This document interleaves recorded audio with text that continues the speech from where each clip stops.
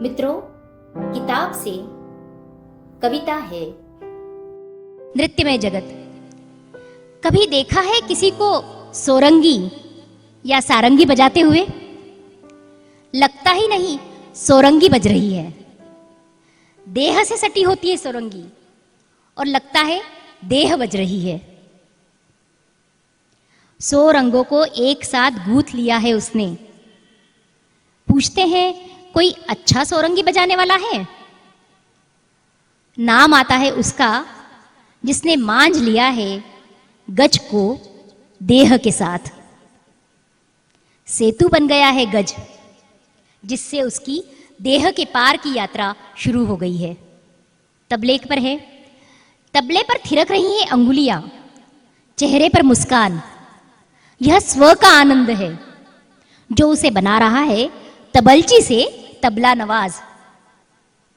झपताल के धी ना का लड़कपन है तो धमार का क धी ट धा का संयत भाव भी इस धा पर समाई है।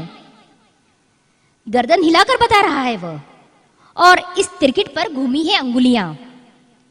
उसकी गर्दन और चेहरे का स्मित हास्य भी। क्या है ऐसा जो तबला बजाते हुए उसे आनंदित कर रहा है? नाच रहा है उसका शरीर, ऊर्ध्व की ओर उठ रहा है, ऊर्ध्व की ओर हो रही है उसकी गति। यह उसके लिए मोक्ष का सोपान है। मुख मोर मोर मुस्कात जात, गा रही है गायिका मालकोंस पर। कल्पना कीजिए, मुख मोर मोर मुस्कात जात, गा रही है गायिका मालकोंस में। अर्धनिमिलित है उसकी आंखें, शब्दों से नहीं तान के उतार चढ़ाव से बदल रही है उसके चेहरे की भंगिमाएं। यदि उसकी जगह वह गाती ठुमक चलत रामचंद्र, तब भी उसके चेहरे पर वही शांत भाव होता जो भोर भई अब आए रैन कहां बिताई गाते हुए है। गायिका को न तो शब्दों का उपालंब चाहिए, न उनके अर्थों की व्यंजना। उसके लिए शब्द से भी ज्यादा जरूरी है स्वर, आरोह अवरोह। वह स्वरों में खो रही है। यही है उसका परमानंद, उसका मोक्ष। अब देखिए, सितार के मिजराब जो उंगलियों में पहनते हैं, सितार के मिजराब उंगलियों में अंगूठियों की तरह पहने हैं। खींच खींच कर बजाई जाती है सितार, एक विशिष्ट आसन में बैठकर, और खुद ही मुंह से निकलता है क्या बात। यह उस तार के खींचने का उन्माद नहीं है, यह होता है उस तुम्बे का स्पंदन भी नहीं है, उस झाले पर भी नहीं कही गई है यह बात। यह उस क्षण को जी लेने का आनंद है जिसे जिया है उसने अभी अभी खुद को खोते हुए। और देखा है किसी को मुरली बजाते हुए? शरीर पर कितने वक्र पड़ते हैं, कितने प्यार से बजाता है वो बंसी। नीरव शांति का रहस्य क्या केवल कृष्ण जानता है?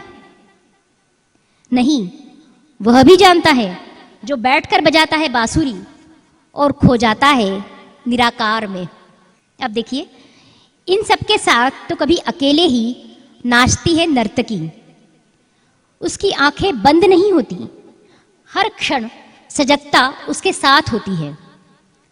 आमद का धातक ठुंग हो करते हुए वह अभिनय करती है, साकार कर देती है शिव पार्वती। हर शब्द के भाव को पकड़ती है ऐसे जैसे कि इस शब्द का वही अर्थ हो जो बता रही है। लाली मेरे लाल की कहते हुए वह अपने लाल गोपाल को दिखाती है तो सूर्य की ओर और होठों की लालिमा भी दिखाती है। उन छोटे छोटे बोल टुकड़ों को वो कितने प्यार से बरतती है, जैसे पैरों से निकाल रही हो मक्खन। दूसरे ही क्षण किसी कवित्त में वह राधा बन छीन लेती है बांसुरी। एक ही बार में वह क्या क्या करती है, उलाहना देती है तो कभी बिनती करने लगती है, मोहे छेड़ो न कन्हाई। वह नृत्य करती है, देखती है तबले की ओर, होती है तबले और घुंघरुओं में जुगलबंदी। पखावज के नाद में रमण करती है, स्तब्ध हो जाता है वह क्षण।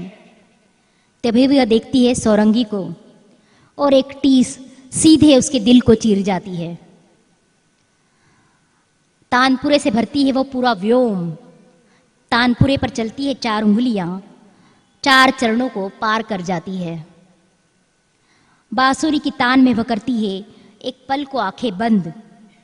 शुरू होती है भैरवी, खोल देती है आंखें तुरंत। अहिर भैरव के साथ सुबह की उजास उसके चेहरों पर होती है।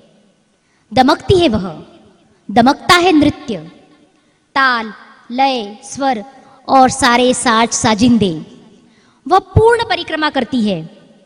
परिधि पर एक और खड़ी हो जाती है पृथ्वी। पृथ्वी के कक्ष में घूमने लगती है नर्तकी। नर्तन हो जाता है विश्व, कीर्तन हो जाता है संसार। जहां कुछ विषम नहीं होता, सब सम हो जाता है, सम पर विराम पाता है। बहुत बहुत धन्यवाद।